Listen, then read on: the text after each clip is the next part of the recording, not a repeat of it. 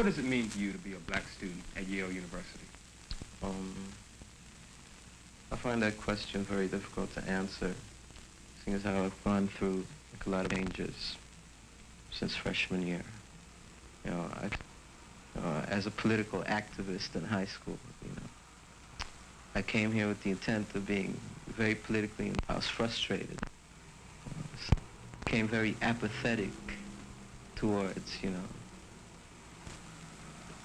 the black organizations on this campus, you know, because when niggas started getting together and, you know, debating and fighting over, you know, how to allocate money for social events, you know, I thought that was entirely besides the point. And so, you know, it's very sad, but I've grown very far apart from, you know, black students here, you know, because when they talk about, you know, BSAY is doing this and that, you know, I don't feel myself a part of it because I think that too many niggas here are playing games. Does that mean you feel closer to white students here? No, I feel very, well, freshman year, I went through a lot of changes with them too, you know, like after I was frustrated about the black scene here, I sort of assumed the sort of Joe College, you know, fool role, you know, like beer drinking, having fun, road tripping, you know, all sorts of stuff like that. Then, you know, last year, well, I think I straightened up, you know, and so I feel very alone and alienated on this campus. Why are you staying? I'm staying because, you know, it's almost, I feel a need, you know, to stay here and get that degree because I think that's very important. I'm also staying here, you know, because I like school. I like my work, you know. And, yeah, I'm into English, and this place has perhaps, you know, well, what is generally considered the best English department in the country, you know. And I wouldn't get into that. You know, as for like my plans after here, all I know is that the Yale degree says something. People outside this place. So you're staying primarily for the name of the degree and the excellence that you get here? I'm staying here primarily for the excellent education that is afforded to me here. There's some people who would say that that Yale simply doesn't prepare you to cope with black reality.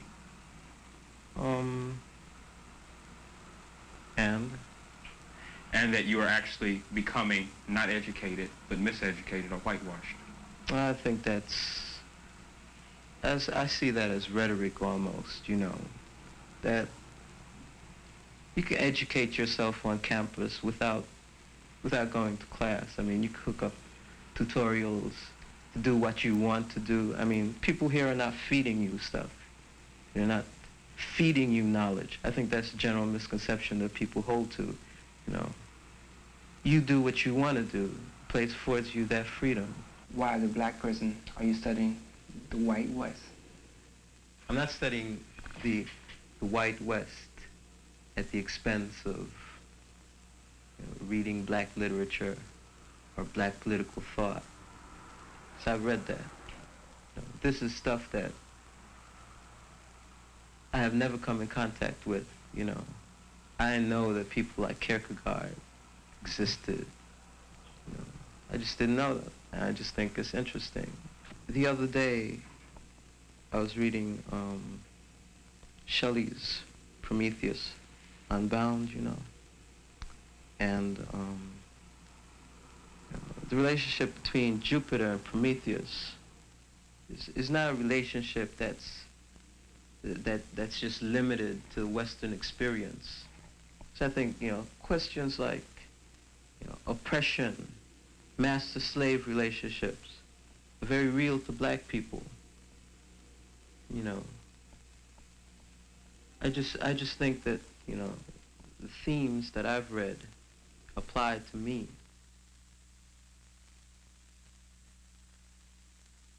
Oh yeah. There's two white dudes that live on the same floor here, and it's really a strange situation because they have yet to say a word to me. In fact, I think they're afraid of me. They feel intimidated for whatever reasons they have. So I go to the bathroom and they're in there, and they do as best they can to hurry out that place. You know, they show fear. I don't know why. And, that brings up the fact that I have to confront with, and that is that, whether I want to or not, I have to deal with the fact that I am black. And, people check me out. They see me as black. And that's very real. I'm caught up.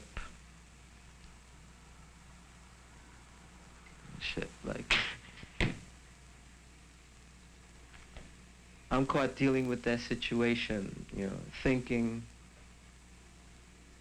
if they're dealing with me, and I know they're not, that messes with me. Because I hate when people, just like, oh, you're one of them, later for you. And what really messes with me too is the fact that they don't know what them is, is it's almost a joke, At least I see it as such. Ben, you're caught in the middle, man. I mean, like you said, I think I'm quite in the middle. Are you mad? I mean, what I'm are you very, doing? I'm very angry. I'm very angry and lonely. How do you express this? I do. I express it in what I write. Because I'm into the arts, my major is English literature. I'm into that. And, I express myself through the papers that I write. I express my concerns through what I write. That's almost a cheap way out. Why do you say that? Because it's dealing with it, just on a very, very personal level. No one else knows what's going through your mind, really. You write it down on paper, the professor reads it, but he really doesn't know what's going on. What would you like to do? I don't know. I mean, in expressing your anger, whether they're writing a paper about it, or writing a short story, a poem. I mean, what are you holding back from? I don't know.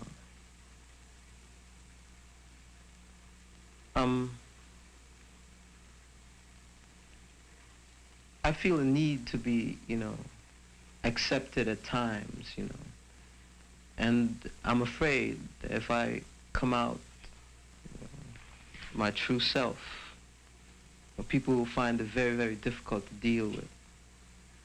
Because I've tried, talking to people about myself, like getting tight with somebody. And the minute you start talking about what you really feel, what you really are, aside from the rhetoric, aside from, the political jargon that's, in the mode at the time, when you get away aside from this, people, at least on this campus, refuse to deal with you. So are you forced, therefore, to wear a mask all the time? Yeah. I think that's very true, because at times I find myself being me, playing the role of a nigger, and that nigger playing the role of a white man. Wow, I hear you. If you can understand that. Yeah. That just messes with me. Because at times, just not to go through the bother, I do it. I find myself in very real contradictions. by virtue of the fact that, here I was believing that, oh, Yale establishment, pigs, and the fact that I'm here shows me sucking up to them in a way, I want to, I want to be here, but, my political ideology says that, I should be out there working in the community, doing something tangible, something concrete, feeding somebody, like helping somebody concretely. And I'm not doing that.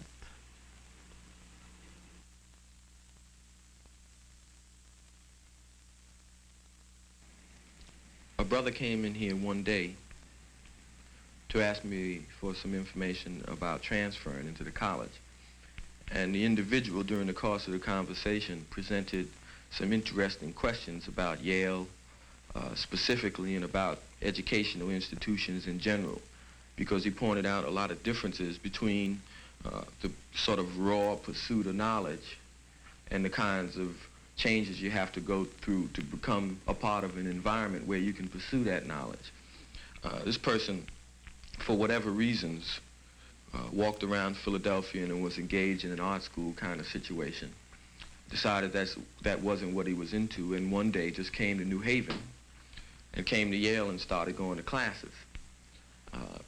I don't know whether he perceived that as illegitimate or not, but certainly technically that's an illegitimate thing to do. You can't have people walking in off the street and coming to Yale. I tended to believe his story, that he just wanted to come here because he had always heard about Yale and he was interested in philosophy. So he just came from Philly to New Haven to find out what school was all about.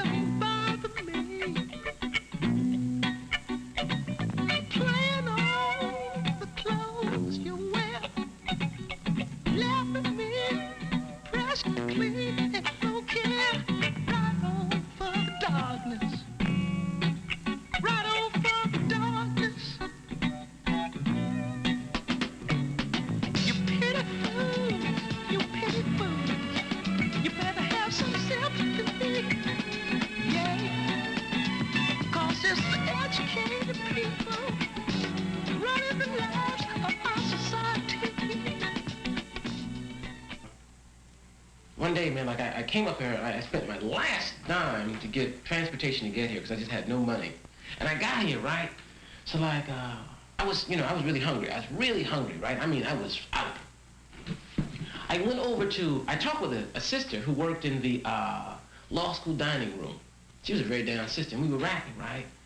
So, I said, man, I'm really hungry. She said, well, look, like, maybe, I can slide you something. So I said, well, no, I don't want to get you no trouble. She said, that's okay. So I said, well, no, I'm going to, maybe if I talk to the manager, maybe he might cut me a squeeze because there are perishable foods that they confiscate. Mm-hmm. And dig this, and this is what kicked my ass. I walk up to this rather obese gentleman and I say, excuse me, sir, am I correct in assuming that there are perishable foods that you do confiscate? He says, that's correct. I said, would you mind, letting me have some of the perishable food that you will confiscate anyway? Mm-hmm. He said, you must understand, young man, that it is against Yale policy to give any food that we're going to confiscate anyway to anybody. I said, what? I said, damn, here I am and I'm hungry.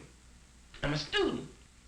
And I ask you to give me some food that you're going to throw out anyway, and you say that Yale's policy is not to do that. I said, and oh man, it just kicked my ass. In terms of priorities, in terms of humanity, right? A motherfucker could starve But because Yale's policy is that they do not, do anything with that food other than confiscate it, it's got to be confiscated. Man, that shit whipped my ass. For 2.5 days, man, I was around here. Like, when the semester started, right, when I was trying to get myself situated, well, there was a brother in the law school who really, helped me a whole lot in trying to help, assisting me in getting situated, right? So there was one brother I met, and they said, well, look, we have a vacancy over in, well, they said it was against university policy that people who are not in the college reside in dorms. Okay, so like, there was one brother who said, well, look, man, like, I'd like you to stay with me, like I have a quad, and you can stay with us. That would be cool, right? So he consulted the other members of the quad or the other residents, and they said, well, cool. Okay, so, like I moved in, right?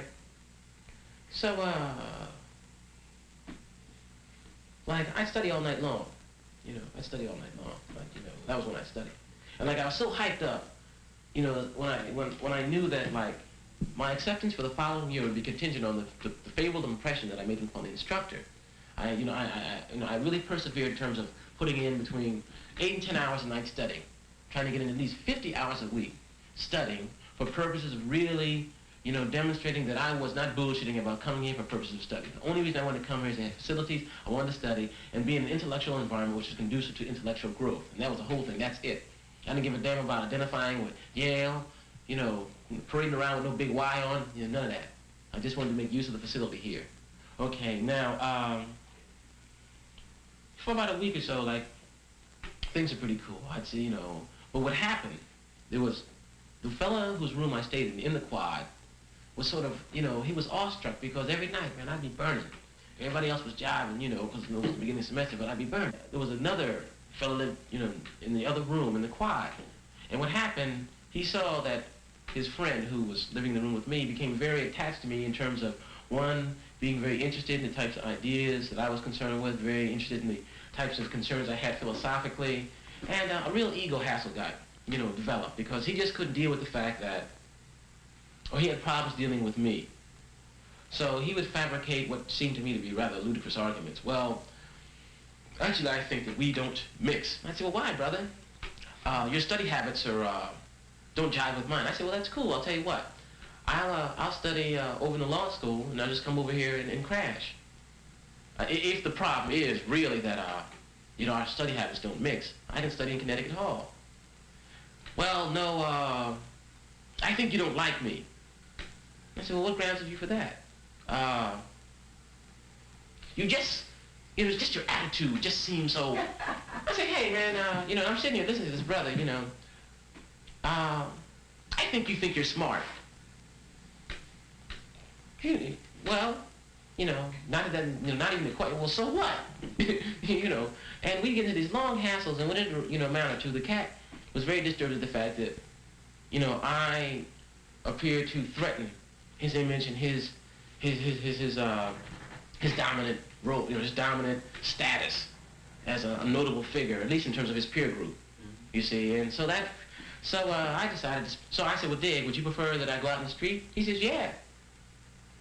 Yeah. He slept here and there. He made friends. A lot of people didn't know whether he was a student or just sort of a hanger-on.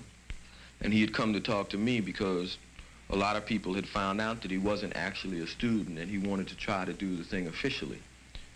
The problem with him, though, is that he didn't have any kind of credentials or any history of involvement in an academic course of study which would enable him to transfer here, especially since last year they had about 1,100 plus transfer applications and only accepted 44 people. But during the course of the conversation, it became pretty clear to me that this individual, this brother, was rather sincere and genuine in his whole approach to what he wanted to do. He talked in terms that were not so much rhetorical as they were technical, the technical terms that people use when they deal with philosophical questions or have an interest in philosophy in the academic sense.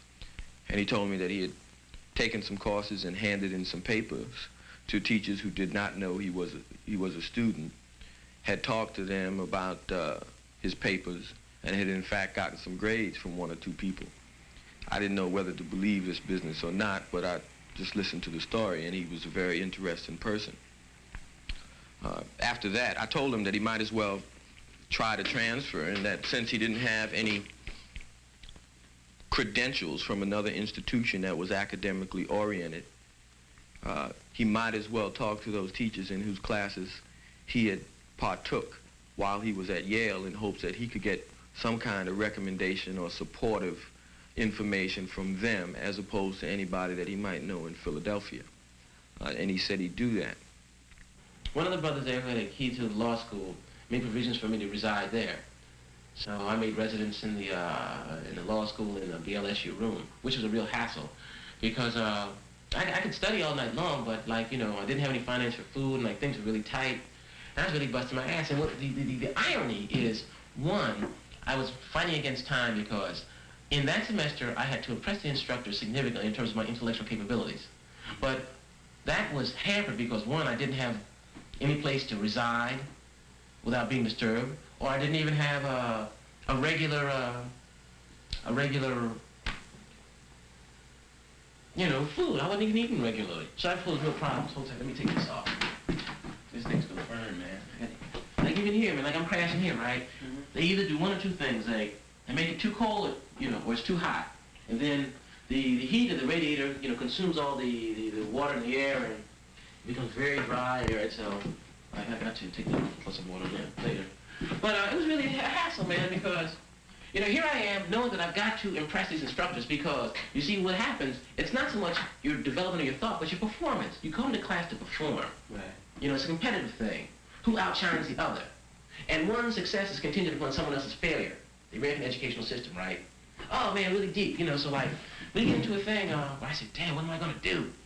So, like, I was living in law school for a while, eating on a diet of Hershey bars and the Hershey bars. And sodas at the soda machine for about a month. And then, aside from that, I had domestic hassles at home because in corresponding with my mother, they were real difficult. You see, so like, it was hard. And then you try to explain this to a white instructor who, you're different to him anyway because you're not the normal Yale student. You're not even a Yale student in terms of like Yale's registration in the formal sense. Mm-hmm. You see, and it's not just about learning. You see, you don't come here just to learn, like sit in classes. You come here and you become a formal student. Then you can learn. You see, you don't just pursue ideas like I want to pursue an idea. You have to go through a number of changes, you see. And, it was really hard, man. It was really difficult, man. Because like I said, on one occasion, man, I didn't eat for 2.5 days, man. Just studying. It was really heavy. Now, what's interesting about this person is that I had occasion to talk to one of the people in whose courses this person had enrolled, and this professor told me that this individual seemed to be completely on the up and up and completely legitimate in terms of his real interest in philosophy. Said that they had had some very good and stimulating conversations and that he had liked the person from a personal point of view, that the only problem with him that he saw was that he needed to develop his writing skills more. But in terms of the terminology, dialectics, and what have you, he was down. I also talked to one of the people that this individual used to stay with on the campus. And this person, who's currently in the law school, told me that the brother actually did more reading than this individual did. In fact, was doing more academically oriented work than the person who had gone through Yale and was currently at Yale Law School.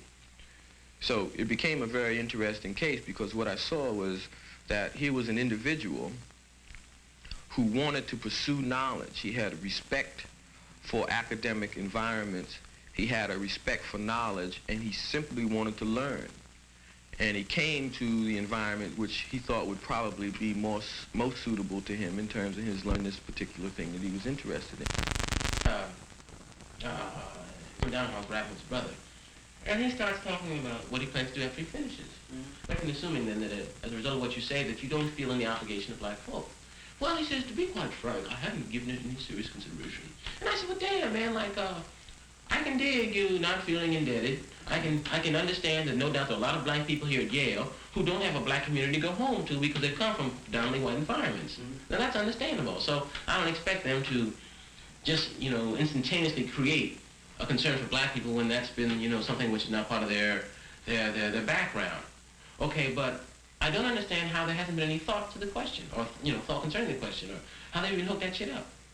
And I'm like, I don't understand that, man. It's, because myself, in terms of my experience, man, seeing brothers really fucked up and really wasted on the corner, man, and black, black folk just being tricked around. I mean, that's a very beat old statement. Man, we got to help black people. And I know that's a very overworked statement. But when does it have any significant meaning? Brother Stokely, what advice or direction would you lend to the black student who is, if I might say, locked into the predominantly white institutions around the country? Well, this is where again you must have importance of ideology. If the student entering a white university has a clear ideological perspective, then he cannot be misdirected. For example, this is a capitalist country, America, and under capitalism, of course, individualism is pushed. So many black students, even those who are in Yale now, they think that they got to Yale because they worked hard and they struggled and they studied, or for whatever reason, but they made it. It's junk. The only reason they're here is because of the struggles of their people. And more recently, the reason they're in Yale now in large numbers is because of the rebellions of our brothers and sisters across this country in the late 60s. When the brothers started to move in the street, throw Molotov cocktails, they had to do something. They had to appease the people. So they started bringing people up into the university. Thus, the students who are at Yale now are here as a direct result of the blood of our people who were shed all over this country, in particular in those rebellions. So those students who are here have a responsibility to their people, a blood responsibility, if you will. Thus, before they even enter Yale, they must know that they're coming to Yale to benefit their people. Now, if they really understand that, now hear me well, because especially for the students, hear me well. If they really understand that they're here for their people, it would mean that what do you call it, Yale? The Black Students Association? The Black Student Association would be the honor roll at Yale. Because since they're here for their people, they'll get everything they can as properly as they can, you understand? And they'd be the best. They'd be the best. Because what they'd be getting would be the skills, not the ideology.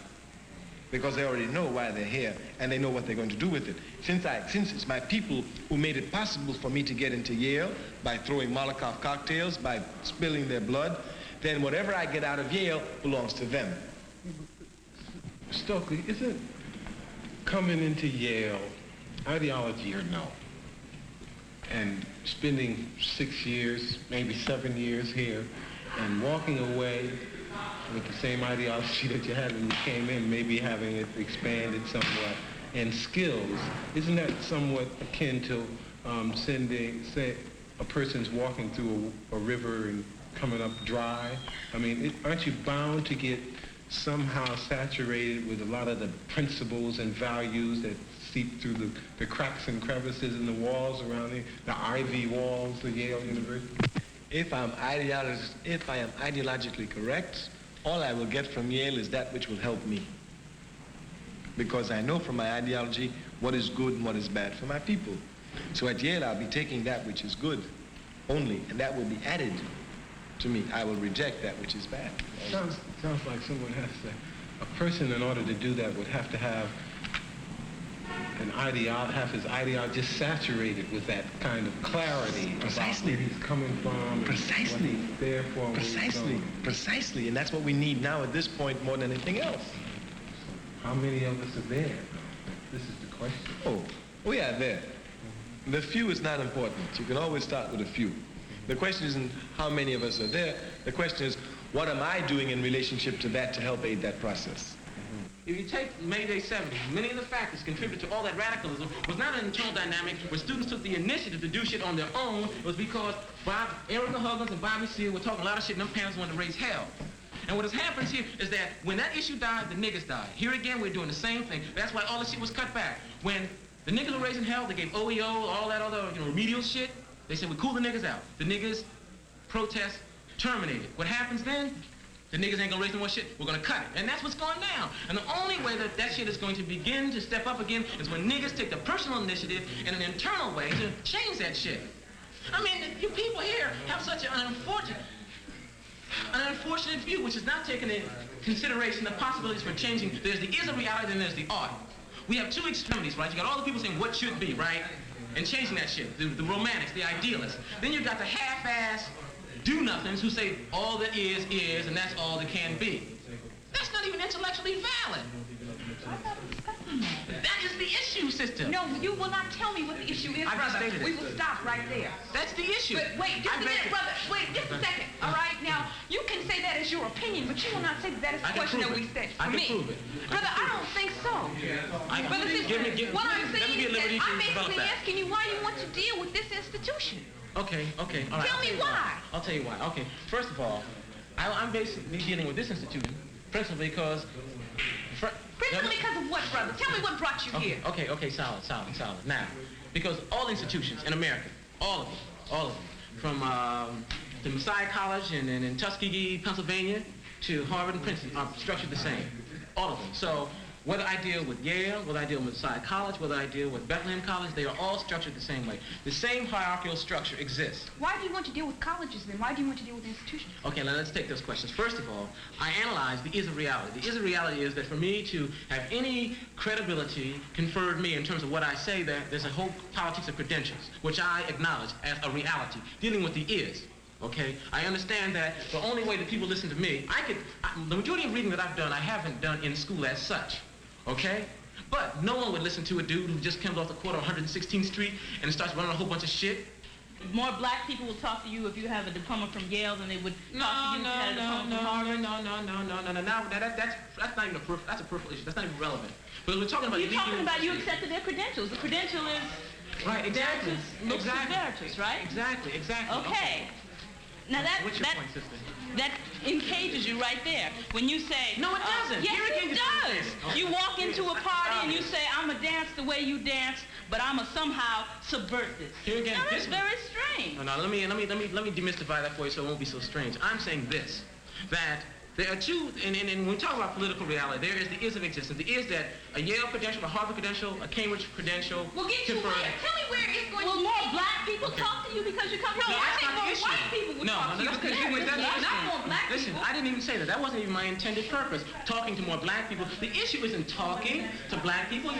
In your attempt to defend yourself because, you're confusing the issues. The issue has not been, and if you listen closely, me being in a position to talk to more black people. I haven't said that. That hasn't been my intended purpose if you listen. I didn't say that.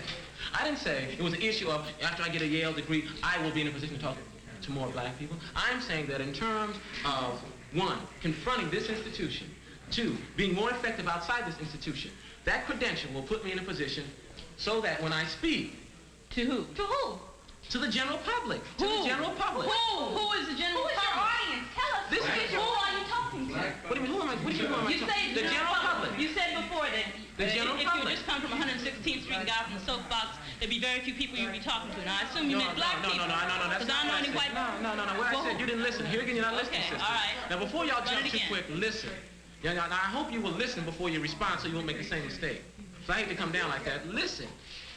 Because you're more concerned about trouncing on me than listening to the issue. That's my suspicion. You're more concerned about defending what apparently has been threatened in my rap to you, so you jump real quick. You're not concerned about a dialogue. That's, Brother, it's apparent to me that you are not concerned about I that. am not talking about anything. Preach. Okay, sister. You won't answer direct questions. I asked what is the general public, and you say that's not the issue. Isn't that being evasive? No. Listen, you still haven't listened. Okay, and I can understand the defensiveness, but okay. Hey, can you turn that thing off, man? Because I think, a lot of our reaction has to do with that. I don't understand these things, man. I just, well, I can't say that I don't. I have an idea. I don't know. It's crazy. Shit. In my nose. I don't know, because I understand them. I've reached a point now where I can say I understand them and they are crazy, Yeah, but Dig, see, the thing that takes me out. But you have to deal with them. No, well, okay, cool. The thing that takes me out is that, they have an opportunity, man, to do a whole lot of very positive things. And I'm not talking about shit that's just idealistic and rhetorical and, that whole thing in the 60s where people talking a lot of shit. As soon as they got out of school, they went back in the straight thing. doing is that these cats, understanding the mistakes that people made, in terms of the 60s, could do some very constructive things.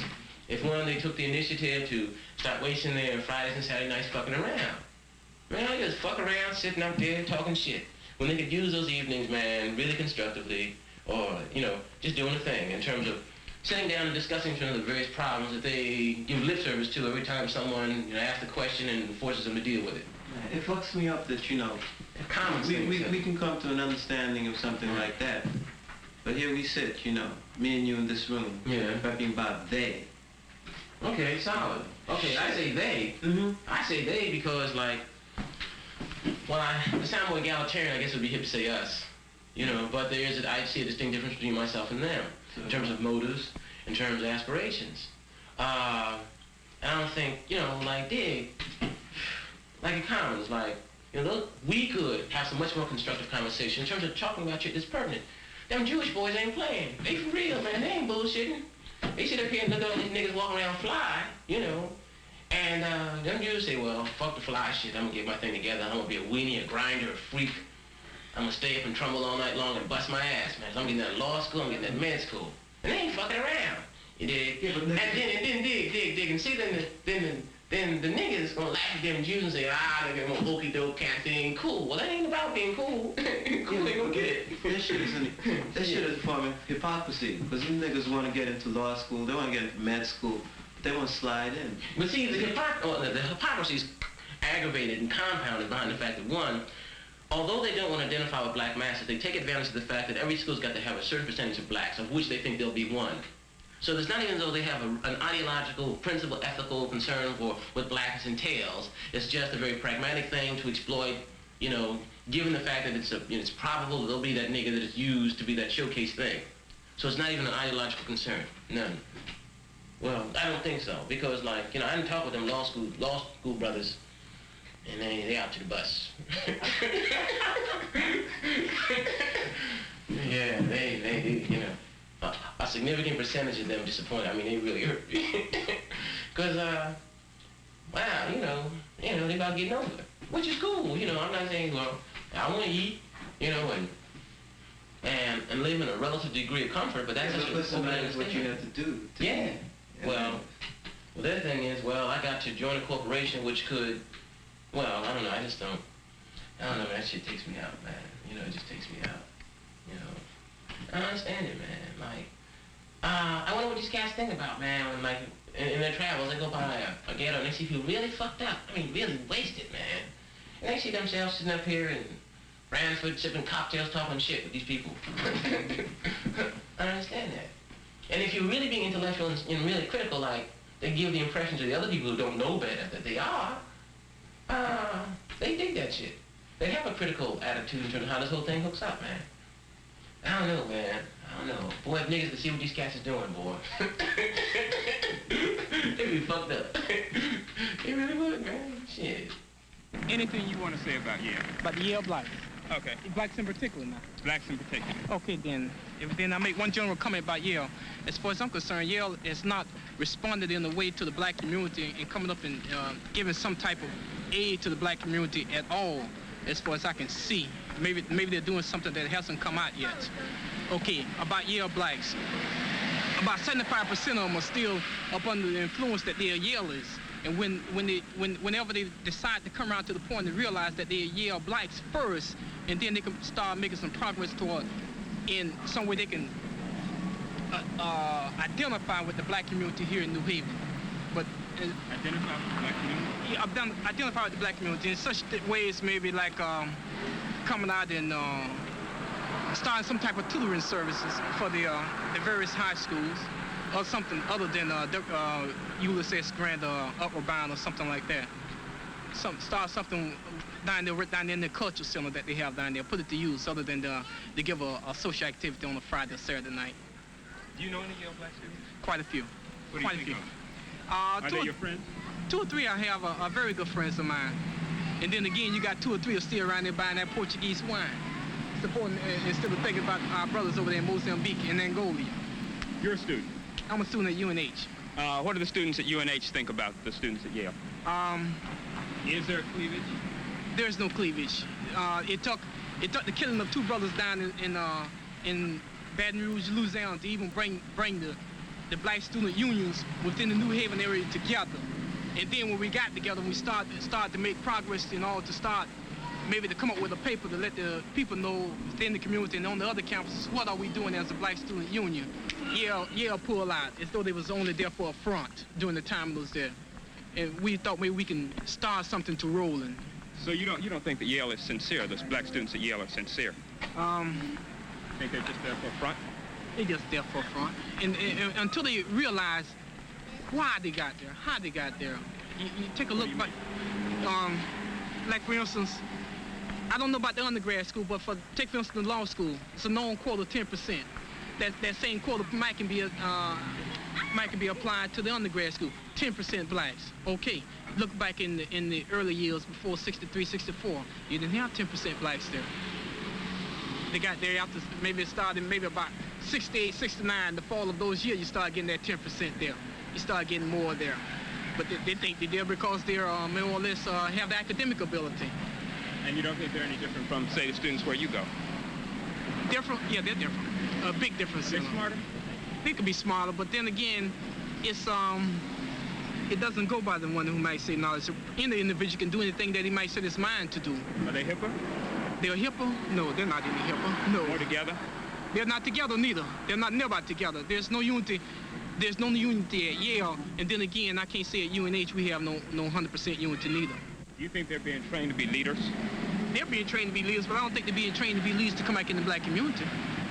Well, even where they go, can they help black people where they go as they're trained now? They could. They could. True. They could, but will they? Yeah, why they go to a place? Yeah, well, where you want to say about it, you know?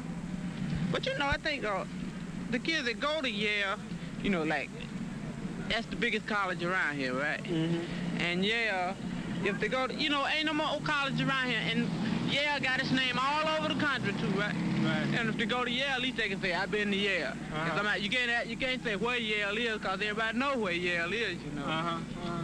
That's one thing. I wouldn't mind going to Yale myself to be a doctor, a lawyer, something like that. Because I think a lot of the kids come out of Yale to be real smart, you know. Uh-huh. Because, yeah, do got his name. I mean, like, I stayed in Florida. I heard of Yale. Stayed in Ohio. I heard of Yale. Everywhere I stayed, I heard of Yale. Uh-huh. So I know. Okay, question. What do you think the students are going to do with that? The fact that they're well known, their school is well known, their degree is well known. Well, in a few years, okay, every year, all of them come out of school as doctors, lawyers, and some of everything, you know. Uh-huh. And then, look at these doctors here. A lot of the old ones dying, the young. I mean, a lot of them dying. Somebody got to take over, so they taking over. Uh-huh. They just taking over. What about the politics? Oh, they gonna take over in that too. Is that good or bad? That's good. Uh-huh. I mean, black people. Well, you know, now more black people that's beginning to go to college, more black people that's beginning to get a real good education, and I think this is real good because a lot of the black people will be sitting where a lot of white people were sitting last year and year before last, you know. So I think this is good. Those black people going to Yale like that. So you think it's education? Yeah, I think it's educational. I think they learn a lot, and like this senator they got on TV now on this Watergate. Well, he said he come to New Haven. He could have went to Yale. Uh-huh. Could have. He probably did. Uh-huh. A lot of people could have went to Yale. Uh-huh. Would you like to go on there? Would I like to go on there? Yeah. Probably would have. I go by there every day, and I think I probably would have. Wouldn't mind going to Yale because they got a nice big school. You can stay there. Got everything you want. And I wouldn't mind going to Yale. But I don't think I want to. I don't think I want to go to Yale. Yale ain't gonna do nothing to it but listen to it and put it up on a stand or something, or up on a shelf. What about the black students? That's who's gonna see it. The black students? That's what well, I mean, like, if you can get more black students in Yale, fine. If not, then, that's the hang up. Huh?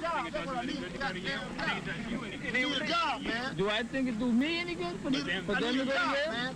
I mean, like, that's them, And like they go to you. No, because like they go to Yale, they get an education, and they come out here and they still ain't gonna try to, they might make somebody sell. Some of them. Do you know any Yale students? Nah. You wanna know any? No. I need a job, man. Like, The women, yeah. Black students. Yeah, well, I don't care. It don't make no difference to me. They're all the same. Yeah, all the same, because I feel that they're all human, you know. They only can learn so much, you know, because the white man ain't gonna let him get no more knowledge than he got. The black man, if he's higher, he ain't gonna let him get no more knowledge than he got. Well, there's an idea that you can go to Yale and rip off their knowledge and come back to the community. A lot of black students think that. You think they can do it? Or do you see them doing it? No, not really. Because, like, they got the knowledge, but they just don't have them backing, you know? Like, if they want to open a business, right? They got the knowledge to open a business, but they just don't have the money or the backing to open it. Would you be willing to help them? Would you be willing to give them the backing? If you had it. Well, if I had it, if I was going to profit off it, why not? If I was going to profit off it, yeah. Even though you don't trust them? Well, like, if they don't have anything. If I don't trust them, then I'm not going to back them. But, they got a mind, right? And I got a mind, you know? But if I'm going to trust them, I got to back them, right? So why not? You know? But as far as I'm concerned, they're not going to do anything but just take it, listen to it, look at it, and that's it. Forget about it. The ones that's interested in it, yeah, you know, they're going to dig on it. But outside of that, ain't nothing happening, man. You know? That's it. That's all Just like my boy over here. He been going down to Yale for a job. Whitey been telling him, no, we ain't got no openings. Then Whitey go down there and get a job, and then he gets the job, you know? That's it. But he been going down there for what? About the last, 2 years. And he ain't got a job from there yet. You think black students could help him? If they were together, you know, why not? Don't got nobody help me. They ain't gonna get no motherfucking job. Well, okay, like they got a student body down there, right? The student body can speak up for, you know, for the people that are out here trying to get a job down at Yale. Speak up for them? Yeah, why not? You know, like they can put a word in or something, you know. That shit ain't gonna do no good. But, like you said, you know, it really ain't gonna do no good if the man don't listen to him. I need a job. So why not? I don't need to broadcast motherfucking thing trying to get out. Well, you gonna cut that out. But you need to be even took off the street. Boy, you give people bad names, bad influence. Boy, look at you. You know, I'm a little bum. You know, some of them say it ain't gonna do no good. Some sides say it ain't gonna do no good for the black kids to go to Yale. But I think it is gonna do good for the black students to go to Yale. Because in the future, we're gonna need these black people to speak up for us. The white people ain't gonna do it. They're gonna speak up for their color just like they do their sister brothers. But they ain't gonna speak up for the black people as much as they will for a white person. But these black students that's going to school over there, yeah, they're the ones that's gonna speak up for us. And they're the ones that we should be glad of that's going here. I think they're gonna do a lot of good. I wish I can go to Yale. If I go to Yale, I'd like to get into dramatics, man. Playwright. You think Yale's a good place for you? Yeah. You think that would you actually want to be in Yale? A lot of black students complain, you know, that say Yale's horrible, it's a white man's institution. Would you want to be in there? No, if I can get into Yale, I'd like to get into dramatics and write and playwright, man, and show some black, put on some, you know, like James Bond, you know. I'm a writer. I like to write, man, you know, get down. So if I was in Yale, I'd put it all upstairs. Where I can teach, you know, all my people and everybody all over the country, man, to get out here and love everybody. You know any black students at Yale? No, I don't know any. I go down there a lot. You go down there a lot? Yeah, I go down. And you don't know any? It ain't that many, you know. I see, you know, everybody I meet down there, everybody, you know. What do you think of them as students? As black people? Wow, what I think of them as students is down there. I guess they are right. It's kind of strange. You go down there often and you don't know any. I know.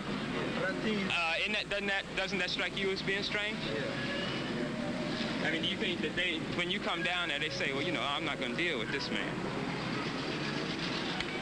Wow, that is something. Whoa! Do you think that? I'm asking you how you feel about it. About the black kids in here. You go down there and you don't know any.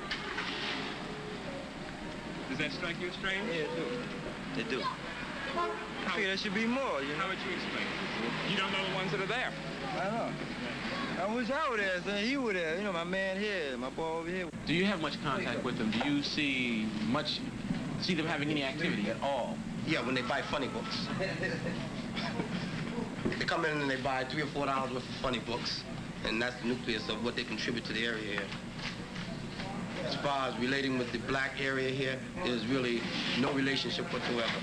It's almost like a different class level, class distinctions. And you find that most of the blacks that go to Yale are from a completely different economic level.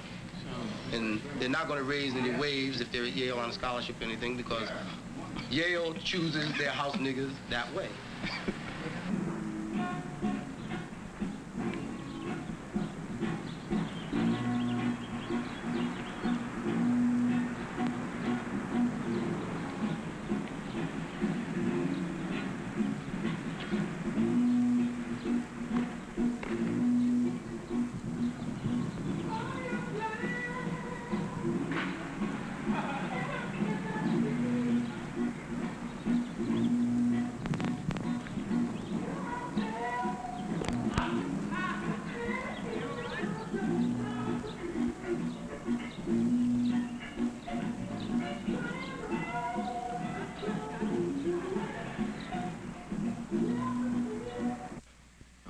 thing that most disturbed me about this whole situation was that right now I'm reasonably certain that even if he applies as a transfer, he won't be admitted, which is incredibly ironic given the fact that he is so seriously interested in pursuing this particular discipline.